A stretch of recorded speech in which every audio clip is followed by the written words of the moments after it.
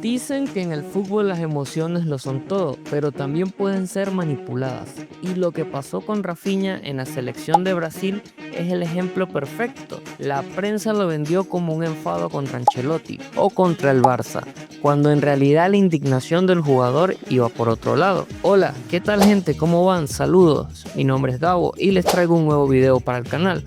Hoy vamos a hablar del verdadero enfado de Rafinha con Brasil, de cómo se desató la polémica y de por qué los medios quieren que pensemos mal, incluso cuando no hay razones claras para hacerlo. Primero, el contexto. En esta última fecha FIFA, Ancelotti convocó a Rafinha para jugar con la selección de Brasil en el Alto contra Bolivia. Y claro, desde Barcelona muchos comenzaron a sospechar por qué llaman a Rafinha y le dan descanso a Vinicius y a Rodrigo. Seguro lo hacen para perjudicar al Barça y favorecer al Real Madrid.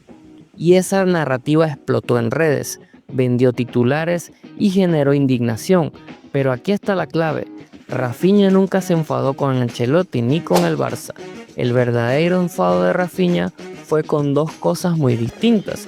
Primero, con el árbitro del partido, al que acusó de inventarse un penalti en contra de Brasil. Y segundo, con la decisión de la FIFA de permitir partidos a 4.000 metros de altura. El propio Rafinha dijo después del encuentro que era inhumano jugar en esas condiciones. Y ojo, no es un berrinche aislado.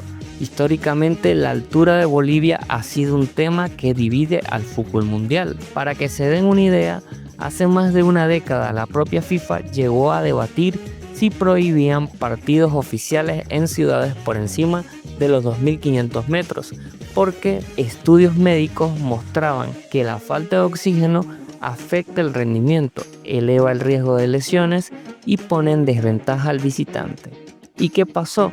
Que tras protestas de la Federación Boliviana y hasta del entonces presidente Evo Morales, esa propuesta se tiró abajo. Desde entonces, cada vez que Brasil o Argentina juegan en La Paz, las quejas vuelven a aparecer. Y no solo Rafinha, lo ha dicho Messi en su época con Argentina. Reconoció que en Bolivia es imposible respirar. Maradona, incluso siendo seleccionador, admitió que los jugadores sufrían mucho. Hasta jugadores como James Rodríguez, Neymar Jr., entre otros. Eso sin olvidar a dirigentes técnicos como Tite y Scaloni, que también han dado su negativa de jugar en ese lugar. Así que el brasileño no inventó nada, simplemente puso voz a lo que todos piensan cuando van a Bolivia. Pero aquí viene un punto clave. Rafinha no es cualquier jugador de la selección. Desde su debut en el 2021 ha disputado más de 25 partidos oficiales con Brasil, sumando 6 goles y varias asistencias decisivas, entre ellas su doblete contra Uruguay, en las eliminatorias rumbo a Qatar 2022. Ese partido lo puso en un radar mundial, mostrando que podía ser titular en una canariña llena de estrellas. Además, fue parte de la plantilla que jugó el Mundial de Qatar y sigue siendo una pieza recurrente en las convocatorias. Entonces, ¿dónde está el bochorno? ¿Dónde está el supuesto enfado contra Ancelotti? En ningún lado. Fue la prensa la que tomó el fastidio real de Rafinha y lo mezcló con la polémica de las convocatorias, inventando una historia que no existió. Y lo hacen por una razón muy simple. Titulares con palabras como bochorno, escándalo o indignación, generando clics, views y reacciones en redes. Y esto no es un caso aislado. Pensemos en lo que pasó hace poco con Rodrigo Góez. De repente medios españoles e ingleses empezaron a decir que no encajaba en el proyecto de Xabi Alonso o que el Madrid ya lo pone en el mercado de fichaje. ¿De dónde salió eso?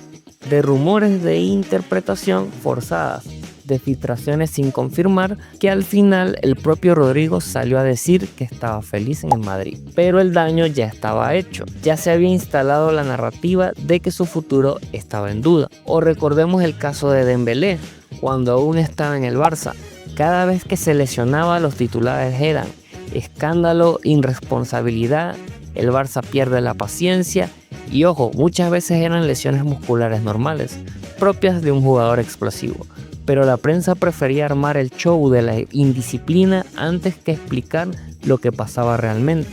Incluso a Neymar le pasa todo el tiempo. Cada vez que sonríe en un entrenamiento, dice que está desconectado, si se enoja en un partido que está fuera de control. Siempre hay un ángulo exagerado porque saben que Neymar vende polémica. Pero vayamos al grano. Rafinha jugó 30 minutos en este partido y aquí entra otro punto clave. Si no hubiera jugado, los mismos medios habrían dicho que lo desgastaron con viajes para nada. Si jugaba todo el partido, habrían dicho que fue una locura hacerlo en esa altura. Como jugó media hora, titularon que fue un bochorno. Igual, en otras palabras, cualquier escenario servía para encender la polémica.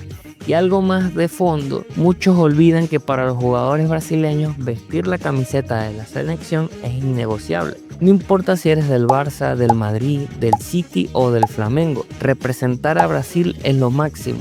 Rafinha lo dijo claramente, jugar con mi país es un orgullo y eso explica por qué a pesar de las dificultades acepto el reto de estar allí. Lo que pasa es que en Europa y sobre todo en España se tiende a leer todo con el filtro del Barça Madrid. Si un jugador del Barça sufre, automáticamente se sospecha de Ancelotti o del Real Madrid. Si le pasa a uno del Madrid, se apunta al Barça. Y la realidad es que muchas veces esas lecturas no tienen nada que ver con lo que viven los futbolistas en sus selecciones. Ni Rafinha culpó a Ancelotti, ni el Barça emitió una queja alguna. El club aceptó la convocatoria como siempre y el jugador volvió sin problemas.